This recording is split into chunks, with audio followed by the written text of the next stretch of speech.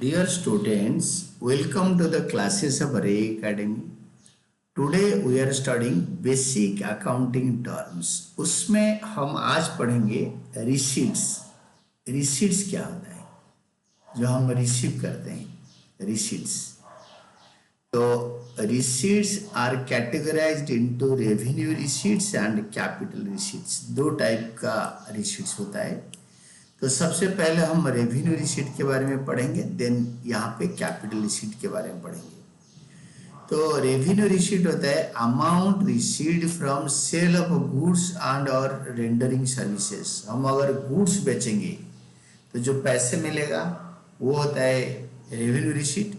या हम सर्विसेज बेचेंगे, हम किसी का एसी रिपेयर कर लेंगे, किसी को कुछ सॉफ्टवेयर सर्विसेज दे देंगे, तो वो होता है आपके receipts.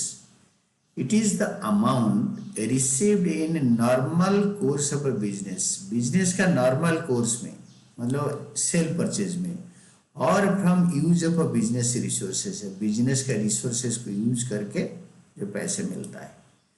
For example amount received and receivable against sale of goods और rendering of services is revenue receipt. इसको बोलते हैं revenue receipt. Sale of goods, हम अगर गुड्स बेचेंगे या सर्विस रेंडर करेंगे, रेंडरिंग सर्विसेज देंगे. सिमिलरली इंटरेस्ट रिसीव्ड और receivable on fixed deposit in A bank is revenue receipt. मतलब नॉर्मली सेल करने में जो पैसे मिलते हैं या सर्विस देने से जो पैसे मिलते हैं उसको रेवेन्यू रिसीट बोलते हैं. या नॉर्मल बिजनेस कोर्स में जो मिलता है तो that is also called revenue receipt. यानी फिक्स डिपॉजिट पे इंटरेस्ट लेना हमारा नॉर्मल बिजनेस के अंदर नहीं आता, क्योंकि एफडी बनाया और उससे इंटरेस्ट रिसीव किया, ये हमारा नॉर्मल बिजनेस के कोर्स में नहीं आता है, but it is revenue receipt. Usually कभी कभी आ जाता है. तो देन नेक्स्ट होता है कैपिटल रिसीट्स. कैपिटल रिसीट होता है amount received from sources that are not of revenue nature. वो रेवेन्यू नेचर नहीं है, गुड्स सेल करने से नहीं है. Capital receipts are receipts which are not revenue receipt, जो कि रेवेन्यू रिसीट नहीं है. क्या है?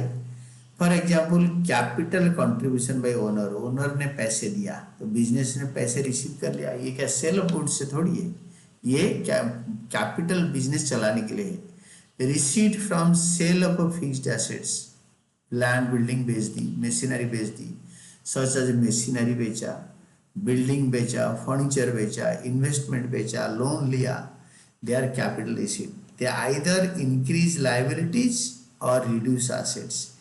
लाइबिलिटी बढ़ाता है, लोन लिया लाइबिलिटी बढ़ गया, कैपिटल ओनर से और कैपिटल ले लिया तो इंटरनल लाइबिलिटी बढ़ गया. या रिड्यूसेस एसेट्स, यानी लैंड एंड बिल्डिंग बेच दी तो एसेट कम हो गया. 10 are shown in the balance sheet. इसीलिए जो कैपिटल रिसीट ये बैलेंस शीट में दिखाया जाता है. तो ये these are shown in the balance sheet. ये वाला रेवेन्यू रिसीट बैलेंस शीट में नहीं आता है. तो एक्सपेंडिचर, ये इसके बाद, ये रिसीट के बाद will be studying about expenditure, but now we have studied about this receipts. Receipts दो टाइप का होता है, capital revenue receipts and capital receipts.